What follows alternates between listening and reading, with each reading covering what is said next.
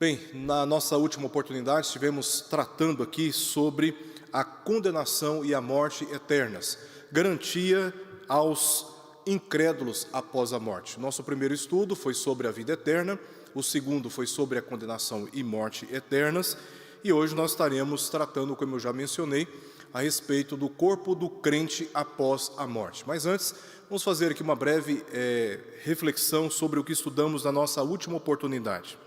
A Bíblia esclarece contra toda dúvida, contra toda especulação, que a morte não é o fim, nem para o crente, nem para o incrédulo, mas a passagem para uma inevitável realidade eternamente irreversível.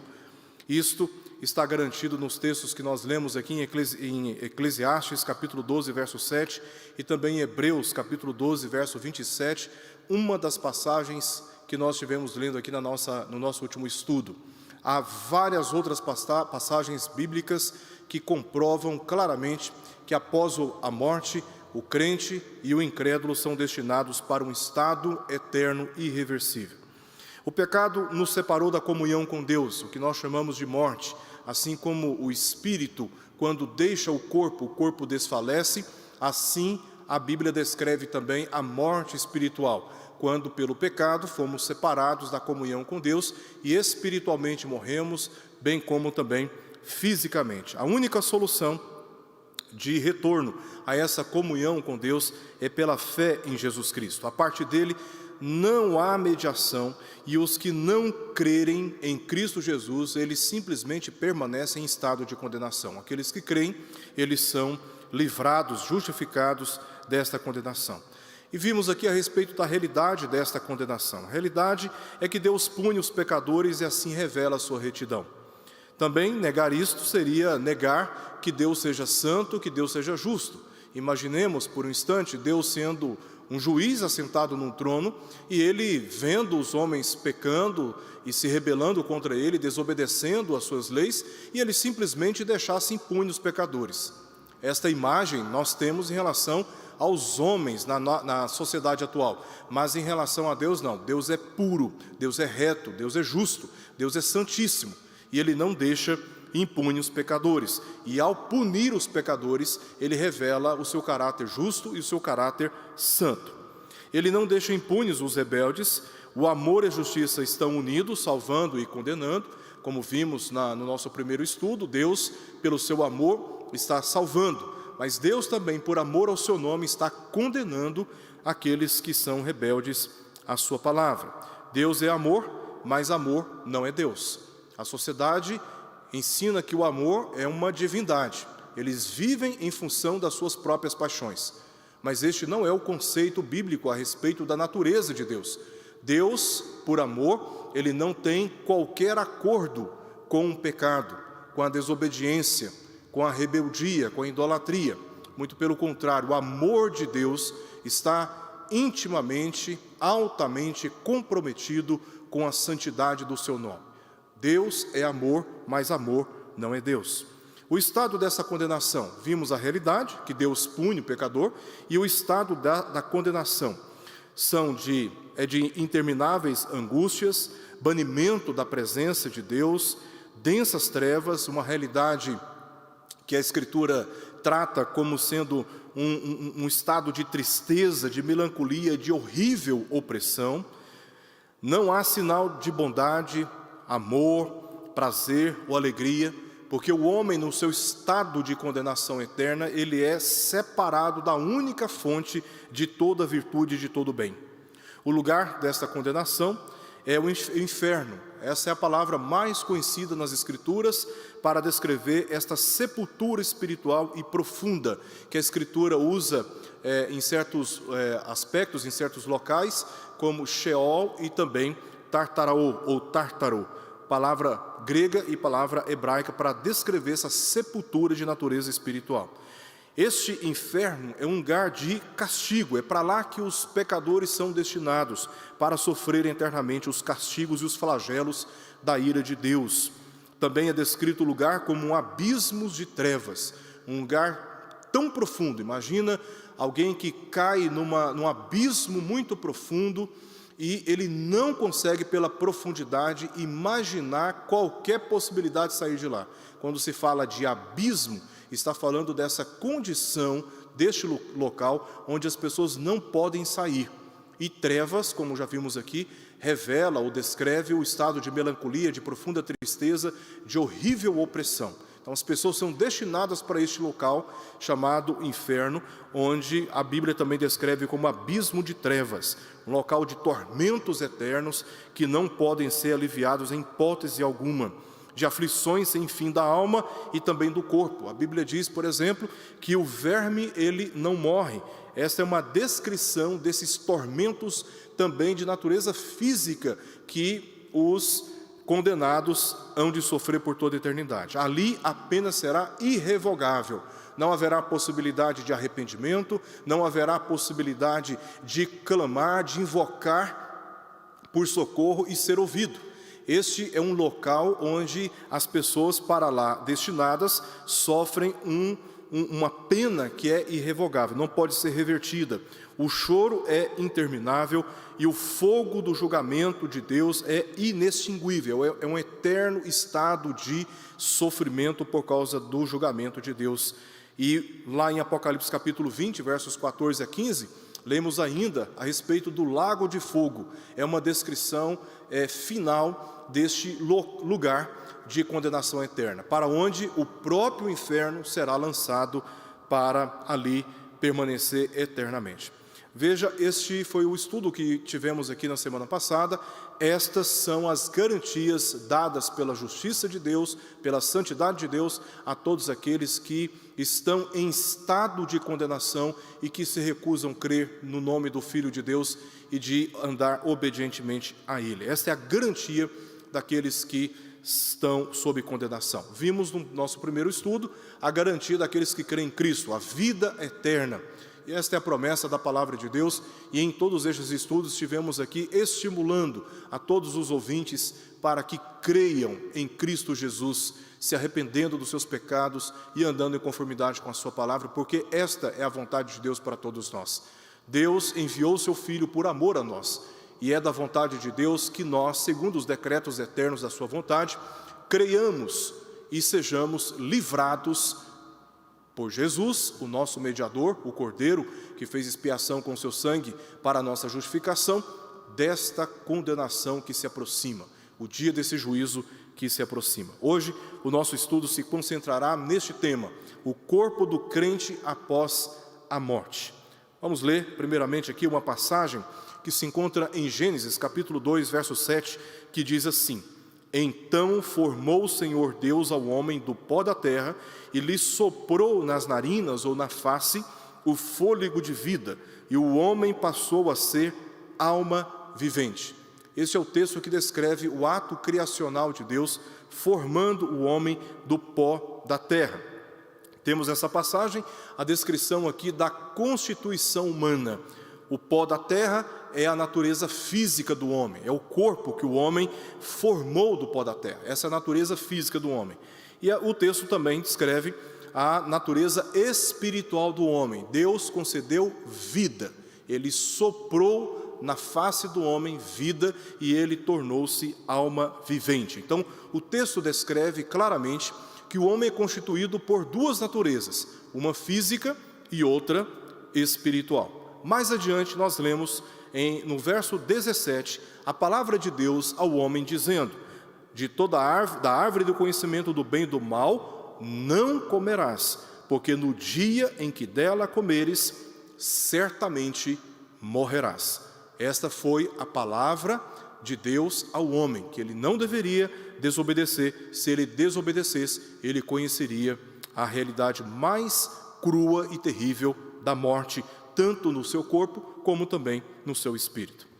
Mais adiante, capítulo 3, verso 6, vemos o relato da desobediência do homem.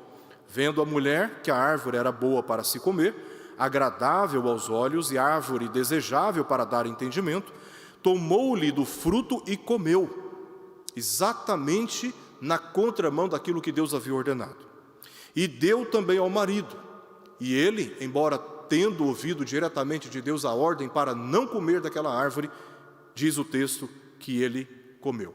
Como resultado disto, no verso 19, vemos a sentença de Deus aqui ao homem, ainda no jardim do Éden. No suor do seu rosto comerás o teu pão, até que tornes a terra, pois dela foste formado, porque tu és pó, e ao pó tornarás.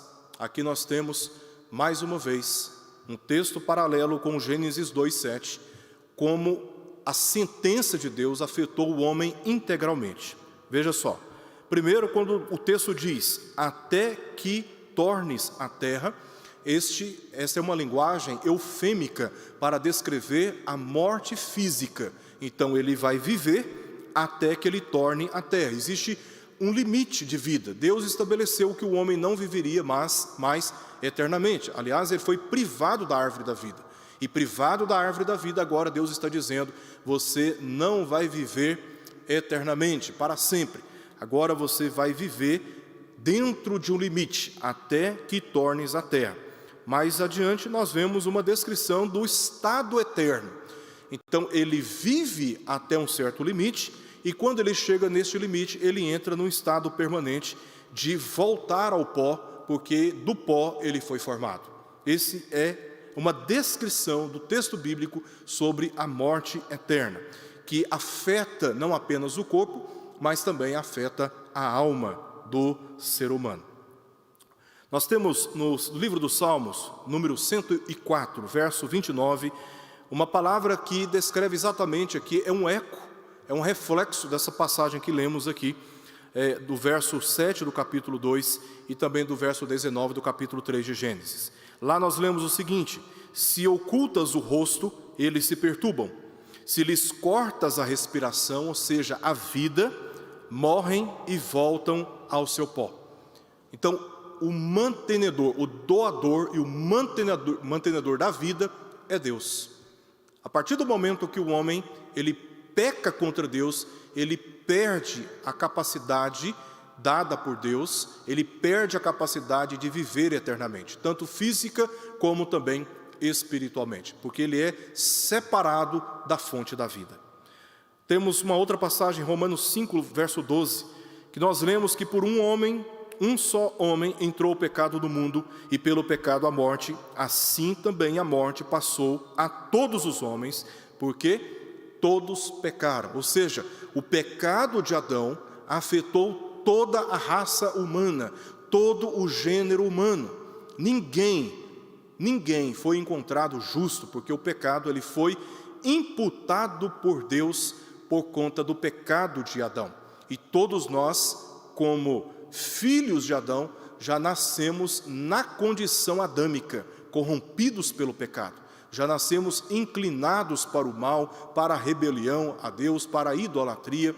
Já nascemos inclinados à promiscuidade sexual. Já nascemos perversos por natureza. Desde pequenininho até o dia da nossa morte, a história da nossa vida é marcada por uma intensa pressão, tensão em relação à vontade de Deus. A nossa vontade instintiva, natural, é de nos afastarmos de Deus e de tudo o que Ele considera sagrado.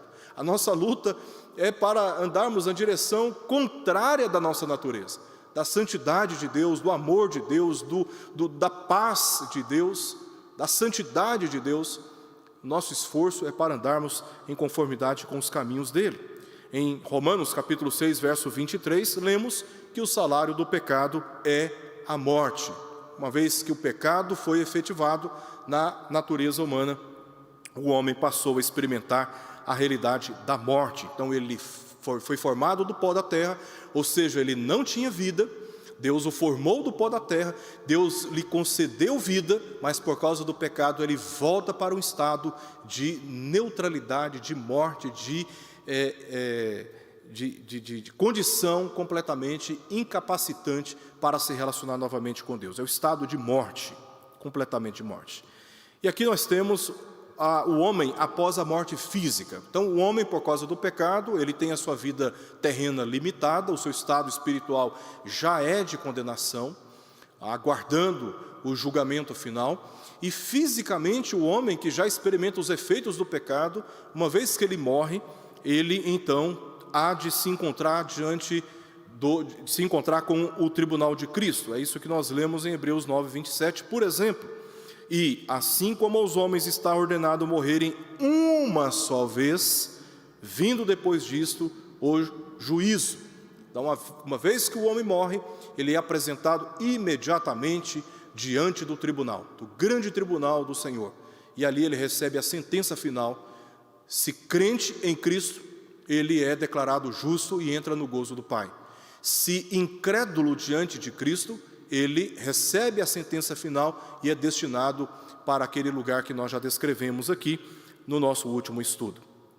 Bem, os incrédulos, depois da morte, e do ponto de vista espiritual, eles entram nesse estado eterno e irreversível de condenação espiritual. O seu corpo, toda pessoa que não é crente, quando morre, nós bem conhecemos, ele é sepultado, tá? O seu corpo vai conhecer a corrupção física, tá? O apodrecimento, a deteriorização do seu corpo físico, ele vai conhecer a corrupção. E isso não é, em certo aspecto, diferente do ponto de vista físico em relação ao crente. O crente, do ponto de vista do seu espírito, que a Bíblia chama também de alma, de coração, de mente, de pensamento, ou seja, essa realidade espiritual do homem, essa constituição espiritual do homem, o crente que, quando ele morre, ele é imediatamente levado para a presença de Deus. Imediatamente levado para a presença de Deus. Ele já recebeu o julgamento em Cristo Jesus. Nem o incrédulo, nem o crente, ele é isentado do julgamento de Deus. A diferença é que no caso do crente, o julgamento dele foi colocado sobre os ombros do Filho do Senhor, do Filho de Deus. Então o crente já é justificado pelo sangue de Cristo. Quando ele morre, ele é apresentado diante do tribunal, recebe a sentença final de absolvição, de justificação final, e ele entra então no gozo do Pai. O seu corpo, o corpo do crente, quando morre, ele também é depositado, sepultado e conhece a corrupção. O seu corpo, ele vai ser deteriorado, ele vai sofrer os efeitos do pecado, tá? Então, tanto para o incrédulo como também para o crente, o corpo deles aguardam a ressurreição no dia de Cristo. Esta é a promessa. Quando Cristo voltar, tanto o corpo do incrédulo como o corpo do crente haverão de ser ressuscitados e então apresentados diante do tribunal de Deus, conforme lemos em Apocalipse capítulo 20, algo que nós já vimos aqui em ocasiões anteriores. Como eu já disse, hoje o nosso estudo vai se concentrar a respeito do corpo do crente após a morte. Qual é a condição deste corpo? Qual é o plano de Deus? Quais são as promessas de Deus para a realidade do corpo do cristão? E antes, quero ler aqui um artigo que se encontra na Confissão de Fé de Westminster, no seu capítulo 32. A confissão diz o seguinte, é um tratado doutrinário que diz o seguinte: os corpos dos homens, depois da morte, convertem-se em pó e veem a corrupção. Mas as suas almas, que nem morrem nem dormem, tendo uma substância imortal, voltam imediatamente para Deus que as deu. As almas dos justos, sendo então aperfeiçoadas na santidade, são recebidas no mais alto dos céus, onde vem a face de Deus em luz e glória, esperando a plena redenção dos seus corpos, e as almas dos ímpios são lançadas no inferno, onde ficarão em tormentos e em trevas espessas, reservadas para o juízo do grande dia final. No último dia, os que estiverem vivos não morrerão, mas serão mudados. Todos os mortos serão ressuscitados com seus mesmos corpos e não outros, posto que com qualidades diferentes, e ficarão reunidos as suas almas para sempre. Os corpos dos injustos serão, pelo poder de Cristo, ressuscitados para a desonra. Os corpos dos justos serão, pelo seu Espírito, ressuscitados para a honra e para serem semelhantes ao próprio corpo glorioso dele. Então, resumindo, se Cristo voltar hoje, todos que estiverem na terra vivos, os crentes serão transformados e congregados com os demais santos na presença de Deus. Os ímpios, eles ficarão para receberem a sentença final, o julgamento final. Esta é a grande batalha de Cristo com as miríades dos seus santos anjos contra o diabo e os seus seguidores na terra. E eles serão definitivamente banidos da face de Deus, porque o próprio Cristo os destruirá pelo sopro da sua boca, ou seja, pela retidão da sua palavra. E serão julgados um a um, com absoluta verdade e justiça para todos sempre. Então, assim, termina a consumação dos tempos, termina o período dos séculos, o período do tempo, e então entramos no estado eterno, nós, os crentes, na presença de Deus, e os ímpios apartados ou banidos da presença de Deus. A Bíblia é clara ao afirmar que quando os crentes morrem, imediatamente se reúnem com Deus na glória celestial, enquanto seus corpos experimentam a corrupção na terra, aguardando o dia da ressurreição. Contudo, a promessa é que quando Cristo retornar, seus corpos serão ressuscitados e alcançarão a perfeição. Jamais sofrerão, jamais envelhecerão, jamais enfraquecerão, jamais morrerão.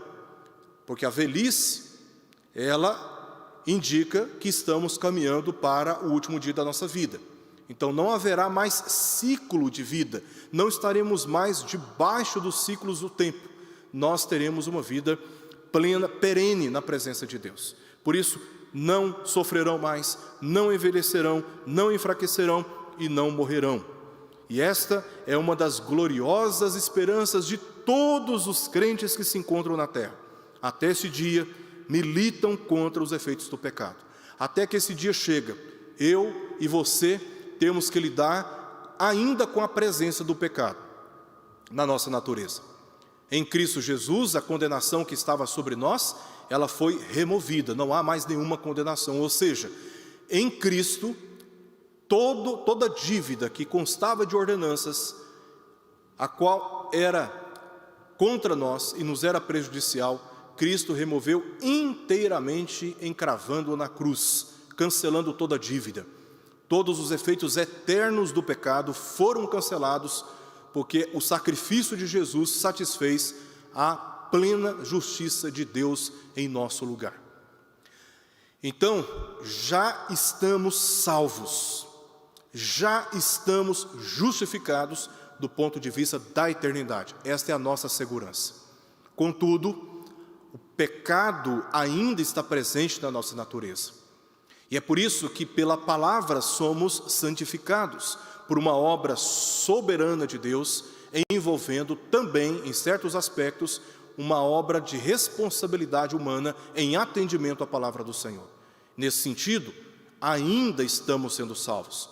Conforme o apóstolo Paulo diz, em Filipenses capítulo 2, verso 16, desenvolvei a vossa salvação com temor e tremor. Quando ele fala desenvolver a salvação, ele não está falando de aperfeiçoamento de uma obra que Deus começou em nós, porque a obra de Deus é dele, é exclusiva dele. Paulo está ali dizendo sobre a responsabilidade humana que temos diante do ato soberano de Deus ter, pela sua bondade, pela sua graça, nos salvado, cancelando a nossa dívida. Então nós estamos, em certo aspecto, sendo salvos, sendo santificados, e haveremos de ser finalmente ou perfeitamente salvos. A obra que Deus começou em nós, Ele há de completar no dia de Cristo. Nesse dia, então, aí sim a presença do pecado será removida da nossa natureza e transformados, jamais sofreremos com seus efeitos. Mas até esse dia, eu e você temos que lidar no nosso espírito com alguns efeitos do pecado, como por exemplo, idolatria. Nosso coração é inclinado à idolatria, à avareza, o apego forte às riquezas, às coisas materiais, como se essas coisas pudessem oferecer para nós alguma segurança existencial, alguma segurança redentiva. Somos, muitos de nós, no nosso coração, na nossa mente, nas nossas emoções, na nossa condição espiritual, avarentos, orgulhosos. Sofremos com opressões de toda ordem, opressões emocionais, opressões espirituais. Nós temos uma tentação interna muito grande voltada para a promiscuidade, para as impurezas, para a prostituição. Nós sofremos, do ponto de vista emocional, essas tensões com as paixões lascivas, ciúme, ira, discórdias, dissensões, facções, como Paulo diz em Gálatas capítulo 5, descrevendo ali as obras da carne, tristezas e frustrações. Quantos de nós não estamos, às vezes alegres, às vezes tão entristecidos, às vezes nos sentindo bem-sucedidos, às vezes demasiadamente frustrados, porque planejamos e não alcançamos os nossos objetivos. A condição na qual nós nos encontramos por causa do pecado nos sujeita a frustrações e tristezas, ao desprezo também pelo sagrado. Já percebeu como nós priorizamos facilmente a conquista material, a conquista profissional, a conquista acadêmica, como nós favorecemos com todas as nossas forças aquilo que nos permite viver com o máximo prazer e segurança na vida terrena? Mas quando se trata de questões espirituais, que envolvem a nossa santificação, que envolvem os valores do reino de Deus, que envolvem expectativas quanto àquilo que é eterno, como nós sofremos uma indisposição tão grande? Por exemplo, orarmos, lermos a palavra, termos comunhão com a igreja, vamos para o cinema, vamos para tudo quanto é lugar, temos compromissos inadiáveis, temos compromissos irrevogáveis para tudo, mas quando se trata de ir para a igreja, ter comunhão com os santos, cantarmos louvores, ouvirmos a palavra e com o povo congregado recebemos a bênção de Deus, nós desprezamos. Nós tratamos como uma necessidade secundária, não é prioridade da nossa vida. Chegamos em ponto para fazer uma prova do Enem, chegamos em ponto numa atividade, num compromisso profissional, mas em relação à igreja nós muitas vezes tratamos como um compromisso qualquer, não nos importamos de chegar atrasados, não temos uma vida rotineira de oração, de leitura da palavra, para enriquecer a nossa fé, para obtermos do Senhor sabedoria e instrução para lidarmos com essa vida terrena. Nós realmente demonstramos a nossa condição pecaminosa por essa inclinação, essa disposição para desprezar aquilo que é sagrado. Também vemos os efeitos do pecado e contra eles lutamos como crentes mesmo, em Cristo, crentes verdadeiros. Nós sofremos com o pecado, eu sofro com o pecado, e eu acredito que você também está sofrendo com o pecado. O apóstolo Paulo mesmo disse que ele queria, lá em Romanos capítulo 7, ele queria fazer o bem e se via fazendo o mal. Essa é a luta que nós travamos entre a nossa natureza, que nos inclina para longe dos caminhos do Senhor, e os interesses que nós temos obtidos pela palavra de vivermos em comunhão com o Senhor. No corpo também sofremos os efeitos do pecado, fadigas, dores, doenças, anomalias, enfermidades, deformidades, dependências às vezes do álcool, dependências às vezes exacerbada de alimentos, que a Bíblia trata como pecado, a glutonaria. Nós temos dependências de muita natureza. Nosso corpo muitas vezes se vê carente, dependente de medicamentos, porque o nosso corpo é fraco, é frágil. Eu mesmo sou dependente de um medicamento que eu tomo todos os dias para tratar a hipertensão, É um problema da fraqueza física. O pecado afetou a minha condição, aquela condição que Deus propõe a mim em Cristo Jesus no dia da sua segunda vinda. Mas até a vinda de Cristo, eu ainda sofro com fraquezas físicas, fraquezas de natureza físicas. E estou sujeito à morte, todos nós estamos sujeitos à morte. Então, tudo isso revela que, do ponto de vista da natureza espiritual e física do homem, o pecado está presente, afetando em todas as suas dimensões e relações, também os seus interesses, o compromisso que ele pode e deve ter com Deus. Essa é a nossa luta constante. Contudo, nós somos tomados por esta gloriosa esperança de que no dia de Cristo nós não mais sofreremos essas coisas, porque alcançaremos a perfeição. Paulo diz isso em 1 Coríntios capítulo 15, verso 19, quando ele diz: se a nossa esperança em Cristo se limita apenas a esta vida, somos os mais infelizes de todos os homens. A nossa esperança não está nesta vida terrena. A nossa esperança está para além desta vida terrena, na presença de Deus. É um estado muito mais glorioso e muito mais seguro, muito mais prazeroso e pacífico que podemos imaginar nesta vida terrena. Outro texto, em Filipenses 3, versos 20 ao verso 21, o apóstolo Paulo diz: pois a nossa pátria está nos céus, é esta a nossa casa, este é o nosso destino, não é nessa vida, este é o nosso destino, de onde também aguardamos o Salvador, o Senhor Jesus Cristo, o qual transformará o nosso corpo de humilhação. O pecado nos colocou numa condição de humilhação, mas na vinda de Cristo, esta é a nossa esperança, o nosso corpo será exaltado da humilhação para a glorificação. É isso que nós lemos em Romanos capítulo 8, verso 31, quando Paulo diz que aqueles a quem Deus predestinou, a estes chamou, e aos que chamou, justificou, e a estes que foram justificados, resta para eles, finalmente, a glorificação. Esse é o estado, é o nosso destino final. O testemunho bíblico indica como será esta nova condição física, revestida de glória no relato da transfiguração de Jesus, que lemos lá em Mateus capítulo 17, Marcos capítulo 9 e Lucas capítulo 9 também. Naquela ocasião, Jesus foi com aqueles 3 discípulos, Pedro, Tiago e João, para um monte, onde ele foi transfigurado diante deles, à medida que a sua natureza divina brilhava através da sua natureza humana. E eles viram Jesus transfigurado, porque a glória da sua natureza divina brilhou através da sua natureza humana.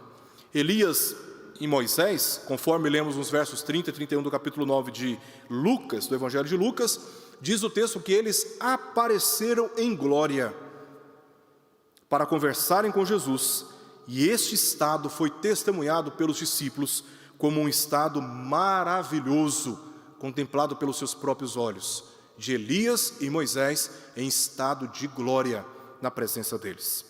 Isso nos ajuda a entender que os crentes, quando congregados à presença de Deus, são perfeitamente santificados enquanto aguardam a ressurreição gloriosa dos seus corpos. 2 igrejas, a de Tessalônica e a de Corinto, tiveram dúvidas a respeito dessas questões. O que será do nosso corpo após a morte? E para estas, o apóstolo Paulo deu respostas muito enfáticas e detalhadas. Aqui nós focalizaremos na resposta de Paulo, na sua primeira epístola à igreja de Corinto, 1 Coríntios, mas eu te convido a ler o que diz em 2 Coríntios capítulo 5 e também em 1 Tessalonicenses capítulo 4, onde Paulo ele descreve esta condição humana dos crentes após a sua morte e também quando Cristo vier e encontrar os santos na terra. Então Paulo oferece respostas para a igreja de Corinto, nas suas 2 epístolas, e também para a igreja de Tessalônica, na primeira epístola, no capítulo 4. Aqui vamos nos concentrar em 1 Coríntios apenas, capítulo 15, onde nós encontramos no verso 35, a pergunta retórica que foi feita pela igreja ao apóstolo Paulo. Como ressuscitam os mortos? Em que corpo vêm? Essa foi a pergunta. E veremos aqui a resposta do apóstolo Paulo. Primeiro, Paulo responde nos versos 36 a 38 do capítulo 15, que o corpo ressurreto será de natureza física, visto que a árvore é da natureza da semente. Então, como que o corpo será do crente no dia da ressurreição ou no dia da sua transformação? Será de natureza física. Ele diz isso nos versos 36 a 38. Insensato. Vamos lembrar aqui que Paulo está debatendo com aqueles que estavam desprezando a doutrina da ressurreição, articulando sobre outras doutrinas que não eram aquelas doutrinas que ele tinha ensinado para a igreja. Então ele está dizendo, que pergunta é essa que você está fazendo? Ela é incoerente com aquilo que eu já tinha ensinado. O que semeias não nasce se primeiro não morrer. E quando semeias, não semeias o corpo que há de ser, mas o simples grão, como de trigo ou de qualquer outra semente. Mas Deus lhe dá corpo como lhe aprouve dar, e a cada uma das sementes o seu corpo apropriado. Então, Paulo está dizendo Não é possível semear algo e colher algo diferente. Então, o corpo que Deus deu, embora tenha sofrido com os efeitos do pecado, este mesmo corpo, ele será transformado, ele será aperfeiçoado. Então, a natureza do corpo será uma natureza física. Essa é a primeira resposta do apóstolo Paulo. Segundo, será superior ao nosso corpo atual. Versos 39 a 42.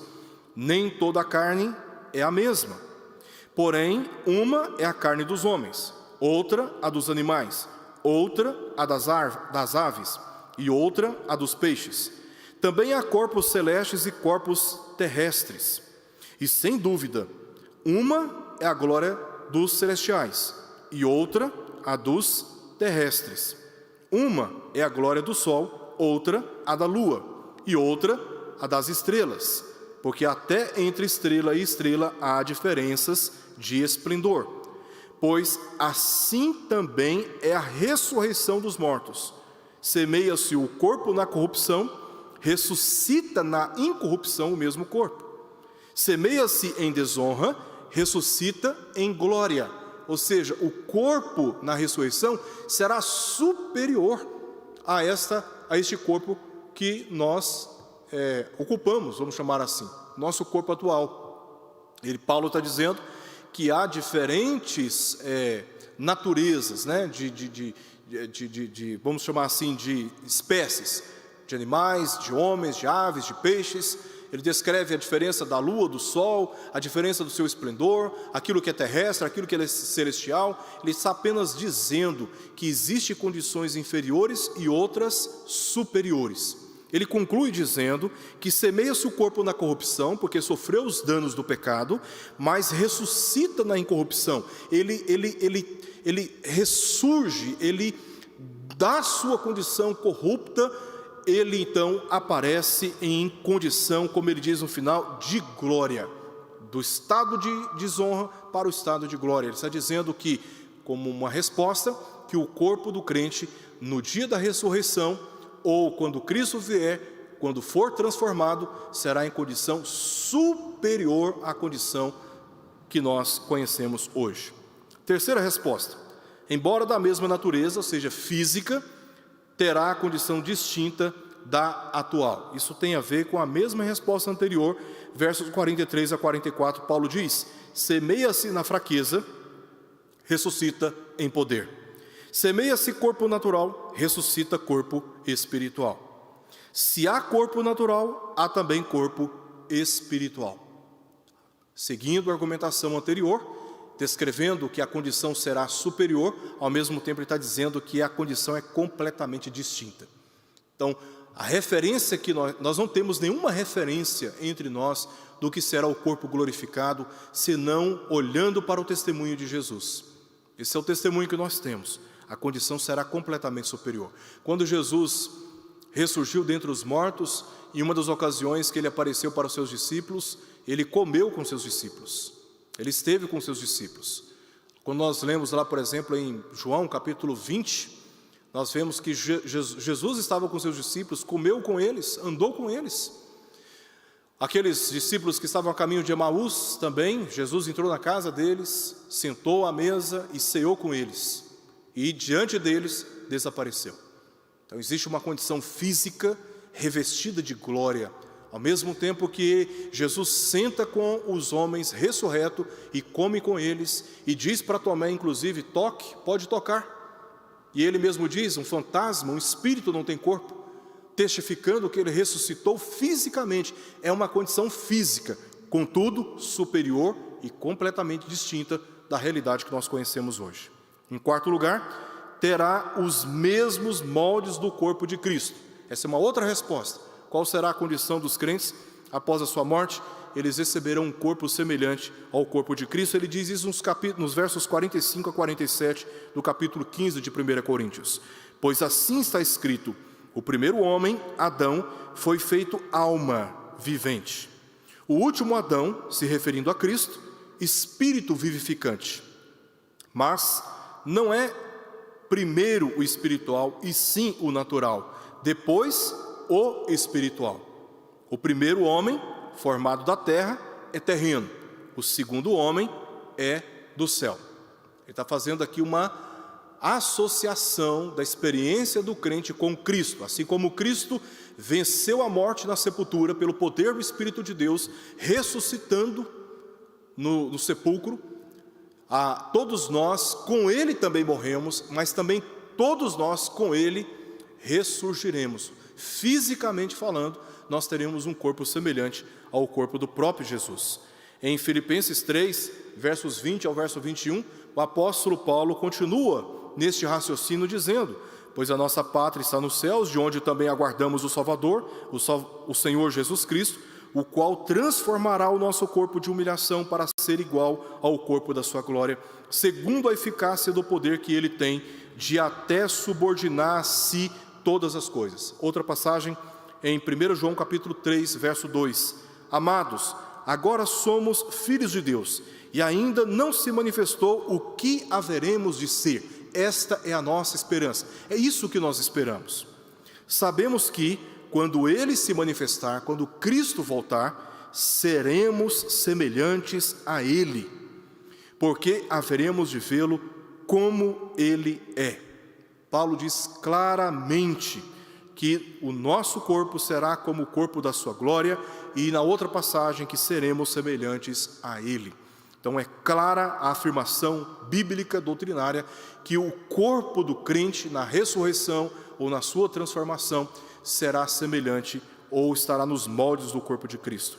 Precisamos nos lembrar que Jesus morreu porque seu corpo foi semeado em desonra e fraqueza, porque assumiu a condição fisicamente humana como homem em carne e sangue, não inclinado ao pecado, conforme lemos no testemunho do livro de Hebreus, mas sujeito à morte.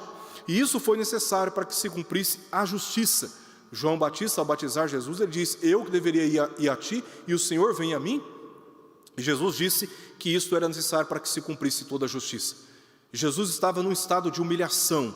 Ele se colocou fisicamente na condição humana, sujeito às fraquezas e à desonra. O seu corpo foi sujeito. Jesus se entristeceu, Jesus se irou, Jesus, ele lidou com todas as situações e dificuldades humanas, mas sem pecado. Ele foi tentado em todas as coisas, mas sem pecado. E isso foi necessário para que se cumprisse a justiça e justificasse todos quantos nele creram e creem. No entanto, na ressurreição, o seu corpo foi transformado, glorificado para a vida eterna, e como primícias de todos os crentes, estabeleceu o padrão de todos eles, conforme lemos em 1 Coríntios capítulo 15, verso 23. O quinto argumento e resposta de Paulo para a igreja de Corinto é que o terreno revelará o que é celestial. Este corpo que nós temos hoje, ele será o mesmo corpo que há de revelar aquilo que ele diz em passagens anteriores que já lemos, o que é celestial, glorioso. Ele diz no versos 48, verso 49, como foi o primeiro homem, o terreno, tais são também os demais homens terrenos. E como é o homem celestial, tais também os celestiais. E assim como trouxemos a imagem do que é terreno, devemos trazer também a imagem do celestial. Do celestial. Sexto e penúltimo argumento de Paulo em 1 Coríntios capítulo 15. O corpo será imortal. Este corpo, limitado à vida, nessa vida terrena, que há de conhecer a corrupção da morte, será transformado num corpo imortal, jamais sujeito à morte novamente. Paulo diz isso nos versos 50 até o verso 57, do capítulo 15 de 1 Coríntios. Isto afirma, irmãos, que a carne e o sangue não podem herdar o reino de Deus, nem a corrupção herdar a incorrupção. No reino de Deus, no reino dos céus, na glória que há de vir, não entra qualquer corrupção, não entra qualquer imundície, qualquer impureza, nada que é impuro entra, só aquilo que é sagrado, aquilo que é santo, aquilo que é perfeito, pela obra redentiva de Jesus. Então Paulo está dizendo que a carne e o sangue não podem herdar o reino de Deus, nem a corrupção herdar a incorrupção, não podem. Eis que vos digo um mistério: nem todos dormiremos. Esse é um eufemismo para se referir à morte, porque Cristo, quando vier, quando Ele for manifestado gloriosamente nos céus, Ele há de se encontrar com muitos santos na terra. É nesse sentido que nem todos dormirão, ou seja, nem todos morrerão, mas transformados seremos todos. Os que já morreram terão seus corpos ressuscitados e enfim, transformados para se unirem com o seu espírito e assim viverem nessa condição por toda a eternidade. E aqueles que aqui estiverem quando Cristo voltar, serão transformados, conforme lemos lá em 1 Tessalonicenses capítulo 4. Transformados seremos todos, no momento, no abrir e fechar de olhos, ao ressoar da última trombeta. A trombeta soará, os mortos ressuscitarão incorruptíveis e nós seremos transformados. Porque é necessário que este corpo corruptível se revista da incorruptibilidade e que o corpo mortal se revista da imortalidade. É um paralelismo que ele está usando aqui para imortalidade e incorruptibilidade. Incorruptibilidade tem a ver com a deterioração do corpo, a morte, e a imortalidade é uma outra palavra para descrever esse estado físico alheio da morte novamente. E quando este corpo corruptível se revestir de incorruptibilidade e o que é mortal se revestir de imortalidade, então se cumprirá a palavra que está escrita: tragada foi a morte pela vitória. Onde está, ó morte, a tua vitória? Onde está, ó morte, o teu aguilhão? O aguilhão da morte é o pecado, e a força do pecado é a lei. Graças a Deus que nos dá a vitória por intermédio de nosso Senhor Jesus Cristo. Ou seja, a condição física do crente no dia de Cristo, ou no dia da ressurreição, será uma condição imortal, incorruptível. Não sofrerá mais com os danos do pecado. Ainda sobre essa descrição, o corpo transformado do crente não estará sujeito a sofrimentos. É o que João diz em Apocalipse capítulo 21, verso 4. E lhes enxugará dos olhos toda lágrima, e a morte já não existirá. Já não haverá luto, nem pranto, nem dor, porque as primeiras coisas passaram. É uma nova realidade, e a realidade eterna na presença de Deus. E nessa realidade não haverá qualquer tipo de sofrimento mais. Essa é a nossa esperança, e é isso que nós aguardamos. Resumindo, 6 respostas que Paulo dá a respeito do corpo do crente após a morte. Terá natureza física, será superior ao nosso corpo atual, terá condição física distinta da atual, terá os mesmos moldes do de Cristo, revelará o que é celestial e será imortal. E será imortal. Pergunta: como devemos lidar com este assunto? A resposta está no texto do capítulo 15 de 1 Coríntios, no verso 58. A espera dessa transformação deve motivar o crente a perseverar na fé, servindo ao Senhor. Olha que Paulo diz: portanto, meus amados irmãos, sede firmes, inabaláveis e sempre abundantes na obra do Senhor, sabendo que no Senhor o vosso trabalho não é vão. Paulo está falando da perseverança dos crentes em face desta esperança. Tudo o que o crente faz em obediência e em serviço a Deus, aguardando essa esperança, é o que ele chama aqui de trabalho que não é desconsiderado pelo Senhor. Este é o caminho da santificação. Até que esse dia chega, este dia é marcado por essa peregrinação de santificação, na qual já estamos em processo de santificação, de transformação, de glorificação. É isso que nós lemos no texto bíblico, 2 Coríntios capítulo 3, verso 18. E todos nós, com o rosto desvendado, contemplando como por um espelho a glória do Senhor, somos transformados. Aqui o tempo é presente. Aqui é o tempo presente, uma vez que nós já desvendamos o nosso rosto e agora contemplamos a glória do Senhor e agora contemplamos a obra da salvação. Uma vez salvos pelo Senhor, já estamos sendo transformados de glória em glória. É um processo, é uma caminhada.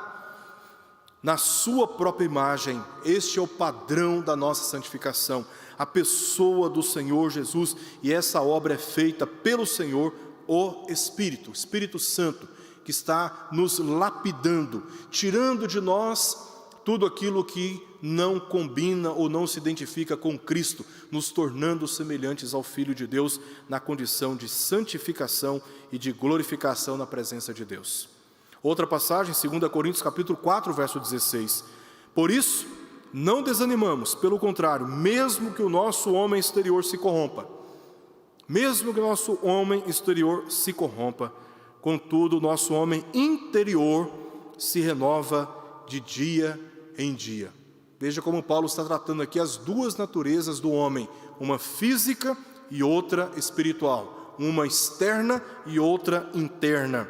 Esta é uma das passagens, uma das inúmeras passagens que nos dão a segurança de crermos que o homem não é constituído por 3 elementos, espírito, alma e corpo, mas por 2, por espírito, que a Bíblia muitas vezes chama de alma, em outros momentos chama de coração, em outros momentos chama de pensamentos, ou seja, essa realidade espiritual, uma constituição espiritual e uma constituição física, o corpo. Ainda que este corpo se corrompa, ainda assim, nós espiritualmente estamos sendo transformados dia após dia. Eu me lembro quando eu era um pouco mais jovem, como eu era muito mais saudável. E à medida que o tempo está passando, eu vou percebendo que o meu corpo já não é mais o mesmo. Minha disposição física já não é mais a mesma. Problemas de saúde começam a aparecer. E ainda que esse corpo se deteriore, ainda que este corpo se corrompa, ainda que o meu corpo sofra externamente os efeitos do pecado, espiritualmente eu estou unido a Cristo e estou crescendo e sendo santificado. E eu tenho certeza que, se conhecer a morte, hoje ou amanhã, não sei qual é o dia da minha morte, eu estarei com o Senhor e no Senhor aguardando a ressurreição do meu corpo, que hoje, nessa condição imperfeita, sofre com fraquezas e com sofrimentos, mas no dia de Cristo há de ser aperfeiçoado. Somos instruídos pela palavra de Deus que a fé sem obras é morta. Tiago capítulo 2, verso 17. Ou seja, ela é estéril, ela é infrutífera, ela é insignificante, ela é incapacitante, ela produz falsa religiosidade, ela produz engano.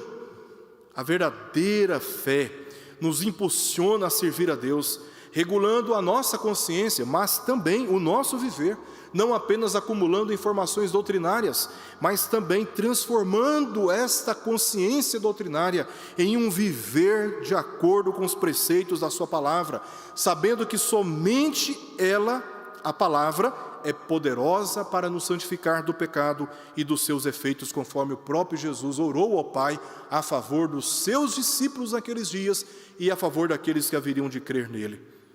A vida terrena é incrivelmente terrível, se observada a natureza humana, as seduções do mundo e as forças opressoras do diabo que nele atuam, as quais são sistematicamente organizadas contra qualquer disposição e iniciativa de honrar a Deus pela obediência. Olhando para o mundo, há lugares belíssimos. Você pode contemplar a beleza do Senhor olhando para a natureza, sentindo aquele ventinho no rosto, ouvindo uma boa música, alegrando-se com pessoas amáveis, com pessoas próximas, fazendo bem. Ou seja, a vida terrena, ela permite experimentarmos da graça de Deus e comunicarmos também a graça de Deus a muitas pessoas. Mas a vida observada na perspectiva dessa natureza humana, corrompida pelo pecado, as seduções deste mundo para nos fazer perder a noção daquilo que é eterno, e as opressões dos nossos inimigos espirituais, faz com que essa vida, em meio a tanta beleza e prazer que nós podemos encontrar nessa vida terrena, faz com que a nossa vida seja terrível, difícil, seja marcada e caracterizada por muita luta. Neste contexto, a única possibilidade de superarmos tal contexto é crendo em Jesus Cristo e amando os nossos irmãos da mesma fé. Este é o mandamento que nós precisamos observar, segundo o apóstolo João diz no capítulo 3 da sua primeira epístola, verso 23. Resistindo juntamente com outros irmãos na fé, firmes pela esperança que nos está reservada.